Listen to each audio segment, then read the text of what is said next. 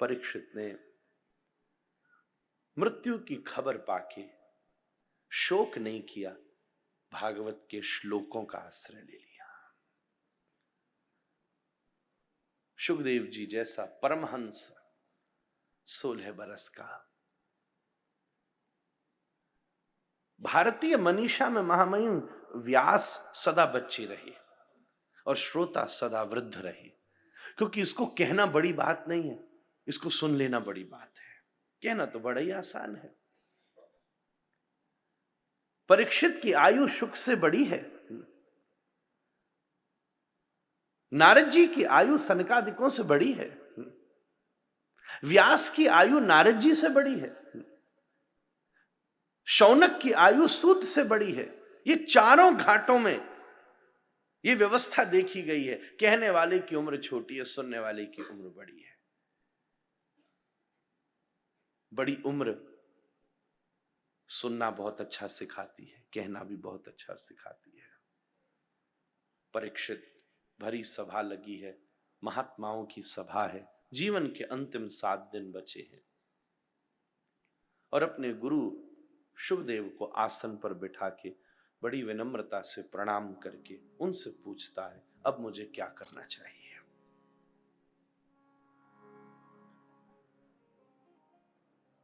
मेरे लिए क्या कृत्य उपयुक्त है? ये बहुत बड़ा प्रश्न है। जीवन में प्रश्न करने के लिए भी एक बड़ा अनुभव चाहिए। परीक्षित किस प्रश्न को सुनकर सुखदेव जी बड़े प्रसन्न होते हैं। वरियानेशते प्रश्न कृतो लोकहितम नृपः। हे राजन, तेरे द्वारा किया हुआ प्रश्न लोक मंगलकारी है। कोई भी बात जिसमें परहित हो, सर्वे भवन्तु सुखिना हो, वही बात उपयुक्त है।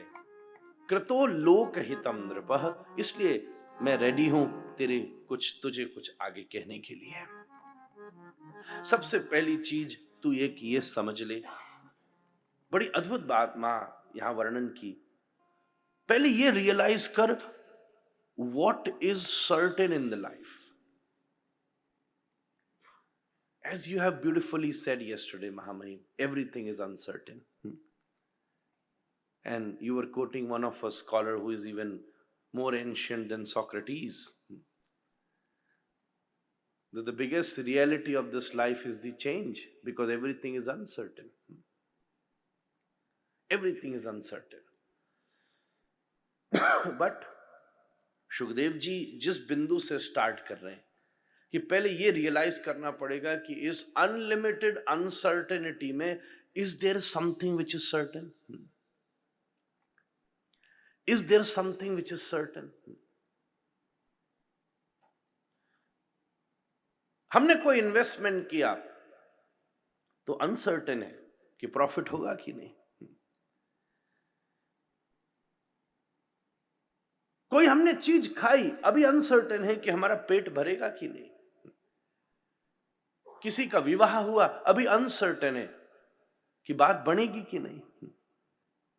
कई बार बन भी जाती, कई बार नहीं भी बनती है। और आजकल तो ऐसा भी देखने में आया, 40 साल के बाद अब नहीं बन रही कह रहे।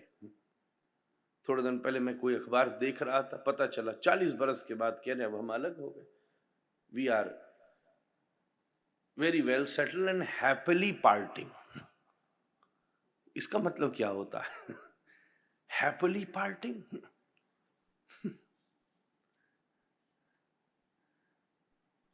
और हद है। मैं अमेरिका में एक महिला से मिला महामहिम, वो मुझे बोली मेरी शादी है, आयु काफी अच्छी खासी थी। मैंने कहा अब? तो पता चला कि ये मेरी 22वीं शादी है।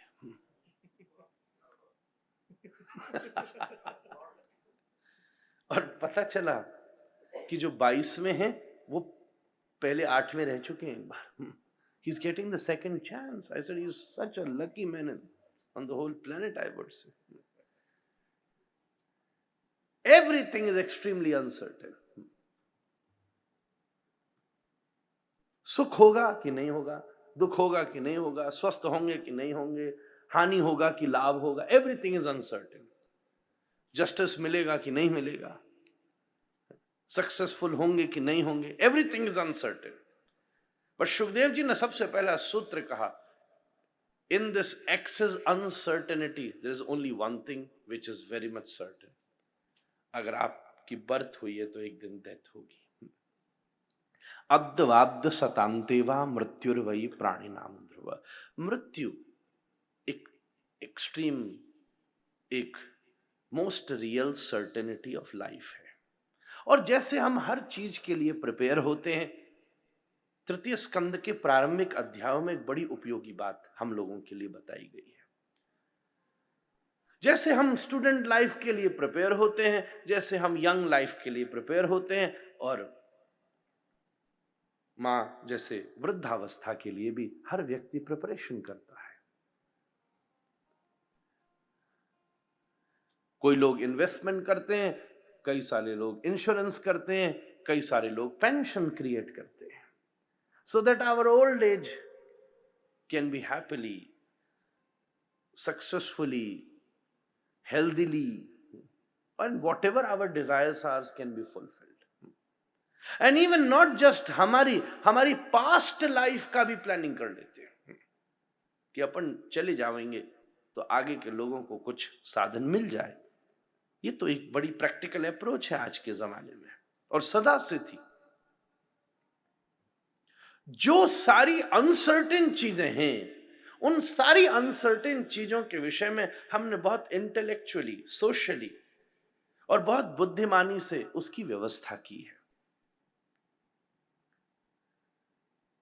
इसी व्यवस्थाओं में श्रीमद् भागवत के तृतीय स्कंद के कुछ प्रारंभिक सूत्र कहते हैं, एक जो सबसे सर्टेनिटी है हमारी मृत्यु, थोड़ी सी उसके लिए भी हम योजना बना लें तो ये भी एक बहुत बहुत उत्सवीय आनंद होगा। शव यात्रा नहीं होगी, शिव यात्रा होगी। थोड़ी सी उसकी योजना भी बना ली जाए। और उसकी योजना कैसी बनाई जाए, उसका विस्तार, क्योंकि राजा परीक्षित के सामने 7 दिन बचे हैं, तो he should be prepare, but he was fortunate that he had 7 days। इसका मतलब यह है कि 7 दिन से पहले उसे कुछ नहीं हो सकता था, बट हमारा तो ये चीज भी फिक्स नहीं। It is so close to our life. एक फिलोसोफर ने डेथ की एक्सप्लेनेशन दी, महामहिम, सांस अंदर लीजिए, बाहर छोड़िए, अंदर लीजिए, बाहर छोड़िए, अब अंदर मत लीजिए, दैट्स ऑल। इतने में सारी प्लानिंग जीरो। मैं यहां बैठे किसी आदमी को डरा नहीं रहा, मैं तो अपने भागवत जी में आगे लिखी चीजों को एक्सप्लेन कर रहा हूं जो है। और अगर किसी को असहमति है तो उसको जिसने लिखा है उससे बात करनी चाहिए, और उससे बात करने के लिए भी एक लंबी प्रोसेस में जाना पड़ेगा, क्योंकि वो 5000 साल पहले हुए थे। Either you have a capability to travel into metaverse,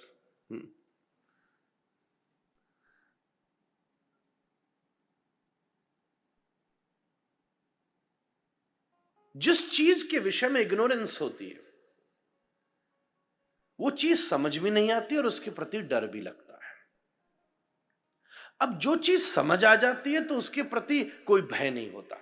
ये बात बिल्कुल सीधी सीधी सुखदेव जी इसलिए इसको एक्सप्लेन कर रहे हैं कि ये समझ आ जाए तो उसके प्रति डर ही नहीं लगेगा। श्री कृष्ण ने गीता में कहा, जैसे हम कपड़े बदल रहे हैं ऐसे ही हमारी आत्मा हमारे शरीर को बदल रही है। ये तो कह कहकर हम लोग थक गए।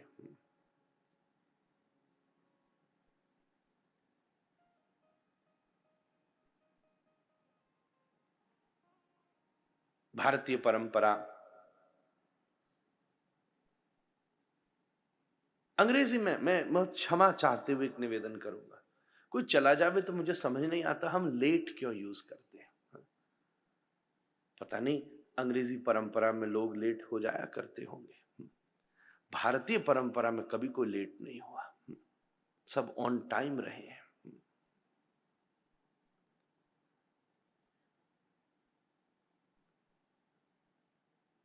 In our Sanskrit philosophy, you don't just rest in peace, you achieve the peace, you become the peace.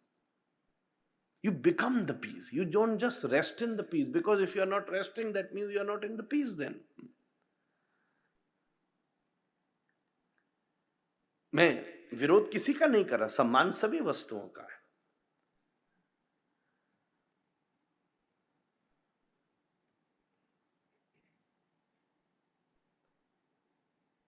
एक भय इस बात का है कि हमारे साथ होगा क्या, दूसरा भय इस बात का है कि होने के बाद जो यहां लोग हैं उनका क्या होगा, और तीसरा भय इस बात का है कि अगर हमें कहीं जाना है तो वो जगह कौन सी है। These are only the three fear of death, isn't it? As Srimad Bhagavatam is explaining. I'm just going through the book now.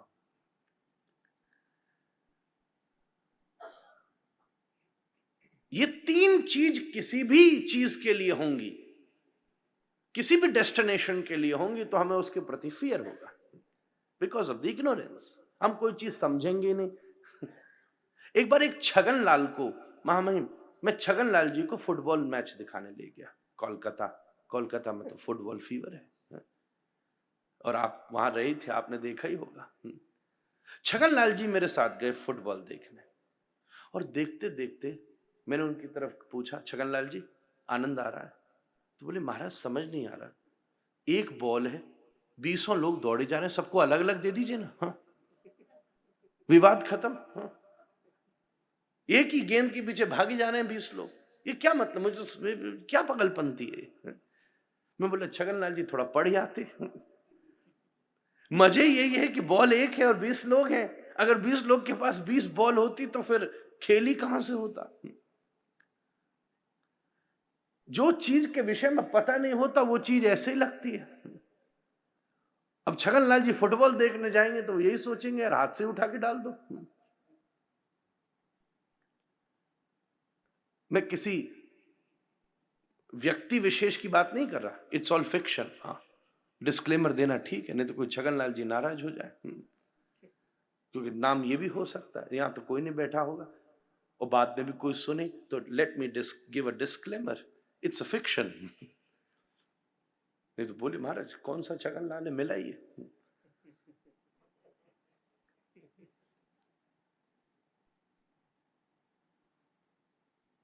जो नियम जब नहीं पता होते, जब नियम नहीं पता होता, इस प्रकृति का नियम नहीं पता होता, तो ऐसे ही लगता है कि क्या मैस हो रहा है। एक ही गेंद है और 20 लोग दौड़ रहे हैं, 25 लोग दौड़ रहे हैं, एक छोटी सी गेंद और एक बैट, और 20-22 लोग मैदान में खड़े हैं, और 40,000 आदमी ये देखने आ रहा है कि एक बॉल को बैट क्या कर रही है, क्या करना, बोले बाउंड्री के बाहर, भाई हाथ से ले जाके बाउंड्री के बाहर डाला, इतना सही तो करना है। अगर 3 विकेट ही गिराने तो पीछे से क्यों फेंक रहा है, आगे आ बैट से बचा के विकेट गिरा दे। पर क्योंकि नियम मालूम होंगे तो ये क्रीड़ा आनंद देगी। इस जन्म मृत्यु, हानि लाभ, जीवन मरण, यश अपयश, जीव जगत और ब्रह्म की क्रीड़ा पता होगी, नियम पता होगा, तो इस क्रिकेट के खेल का भी मजा आएगा। नहीं तो it will look like a mess. एक गेंद है, महामहिम कोई एक गेंदी तो है जिसके पीछे दुनिया भाग रही है, अब ये नहीं पता कि वो गेंद है कौन सी। कम से कम फुटबॉल में ये तो पता होता है कि गेंद कौन सी है। आज के टाइम में तो इतने सारे देश किसी गेंद के पीछे भाग रहे हैं, पर मालूम नहीं है कि वो गेंद है कौन सी।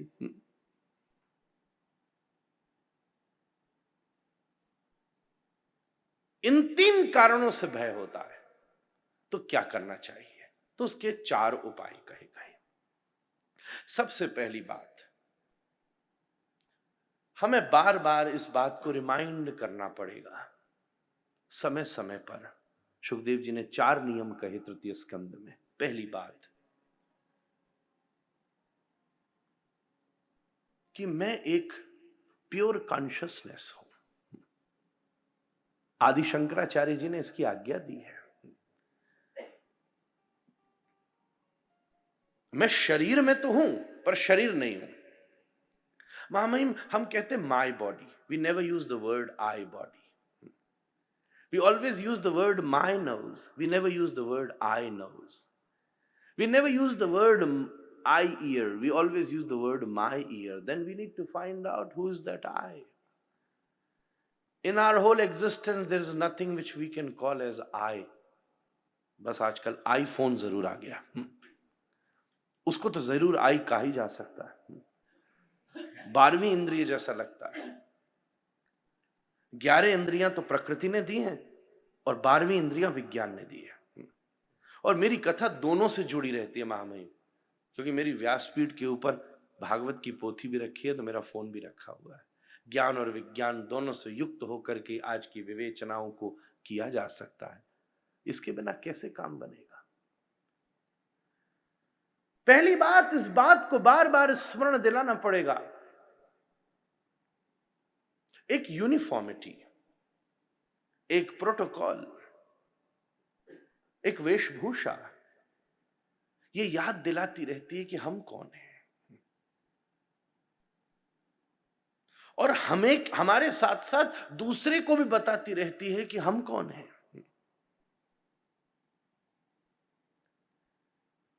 आपका पुराना अनुभव रहा होगा महामहिम कि जब वकालत के समय में कोई केस पर पहुंचना है, वी आर सुपर एक्साइटेड, पहली चीज कोर्ट डाली जाएगी।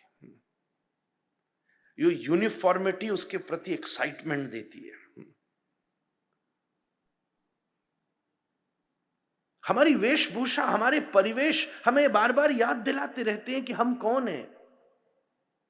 ऐसे ही ज्ञान की परंपरा में माथे पर लगा हुआ एक तिलक भी बार बार याद दिलाता रहता है आप कौन हैं।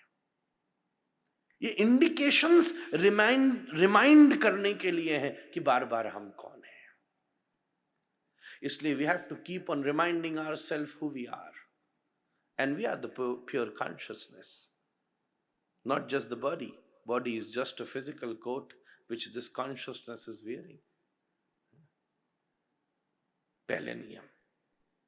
दूसरा नियम, सुखदेव जी ने दूसरा नियम कहा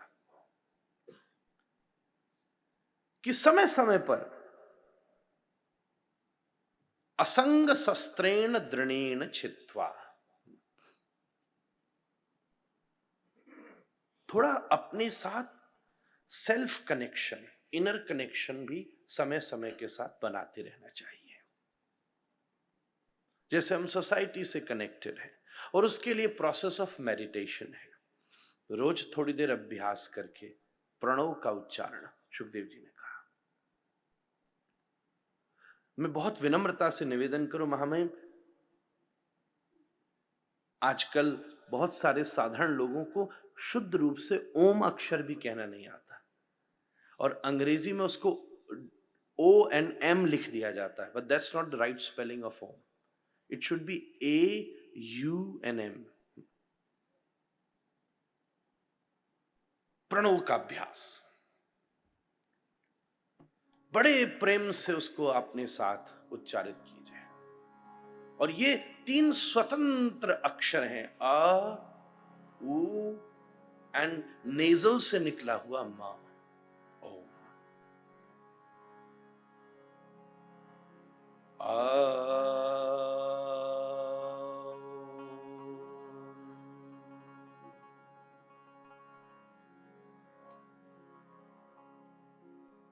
ए महामहिम अ हमारी शरीर से कनेक्ट करता है, शरीर को क्लीन करता है। ध्यान,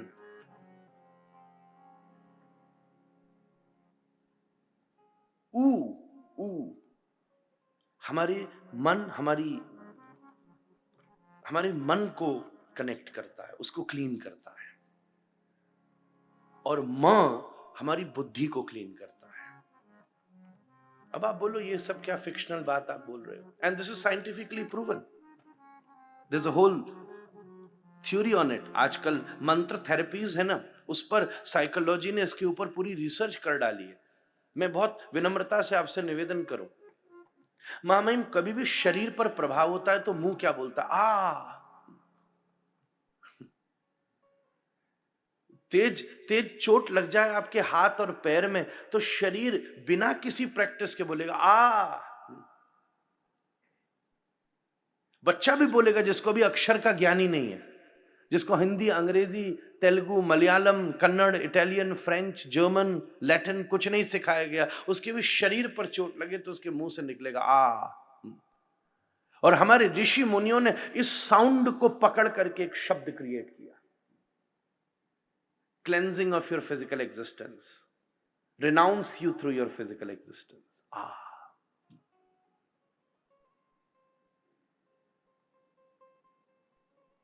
आपके मन को कुछ हर्ट हो जाए, व्यक्ति बोले अच्छा आपने बड़ी बुरी बात कही, हम आते और अकेले कमरे में जाके व्यक्ति रोए, रोते में सबसे ज्यादा ऊ आवाज निकलती है।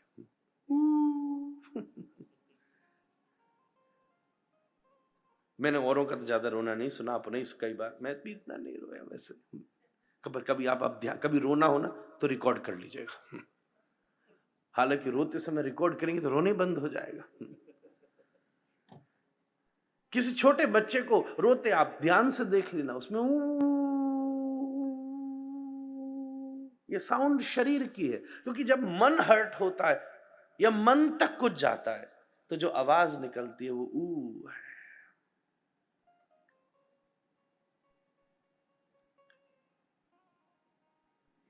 और मैं आपसे कहूं, आपकी बुद्धि को कोई चीज स्ट्राइक करती है तो आपके मुंह से आवाज निकली if you are accepting something the sound will come बिल्कुल ठीक।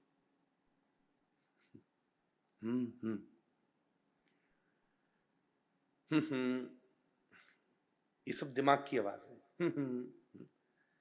मैं आपसे कहूं 2+2+4, अब जरा when you think you make the sound तो alignment of your physical existence, your mental existence, your intellectual existence and bypass करके spiritual energy का access। जैसे इस निवास पर बहुत सारी बैरिगेटिंग्स हैं, बहुत सारी सिक्योरिटी है, और जब यहां से हमारे कई अतिथि लोग आए, जब अंदर से चली जाएगी तो आप उसको बाईपास करके यहां बैठकर स्पिरिचुअल एक्सपीरियंस कर रहे हैं। ऐसे ही ये साउंड हमारी स्पिरिचुअल एग्जिस्टेंस को बाईपास करती है। ये हमारी मन को अलाइन करती है, ये बुद्धि को अलाइन करती है, और ये तीनों अक्षरों को मिलाकर के एक अक्षर बना, एक शब्द बना, शब्द ब्रह्म, जिसको हम कहते हैं ओम। और ये तीनों अक्षर स्वतंत्र रूप से बोलने लायक है महामहिम। मेरा ऐसा निवेदन है, आज हम लोग के पास अवसर है ही है, एक बार मैं इशारा कर दूं, फिर हम एक बार जिन तीनों पद्धतियों से बोलते हैं, एक बार हम सब लोग साथ बोल लें, उससे वो एनर्जी क्रिएट होती है।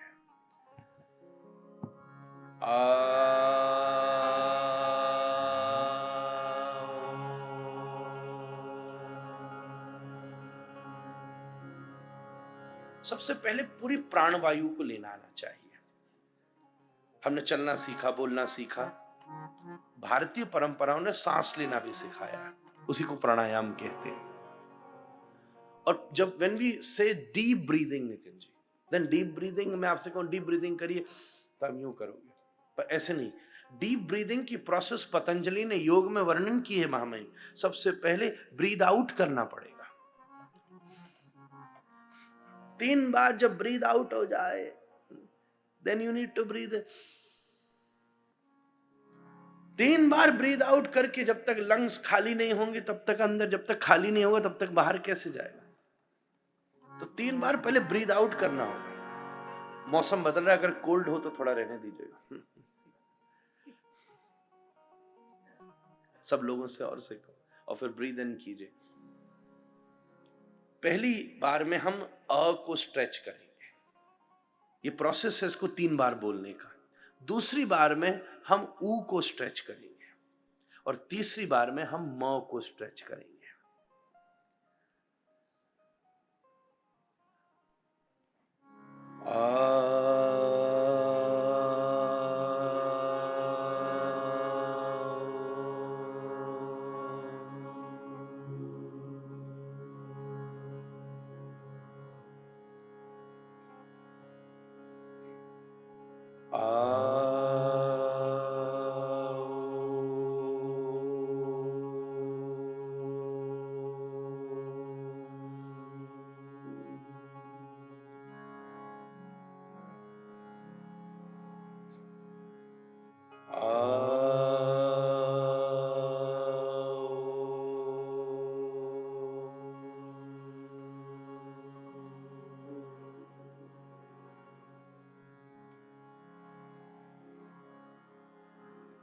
तीन बार नहीं, आपने एक डीप एक्सपीरियंस जैसा कुछ किया अभी अभी में। आसपास आप देखें, एक साइलेंस एक्सपीरियंस होती है, एक साइलेंस, अपने आप कुछ होता है।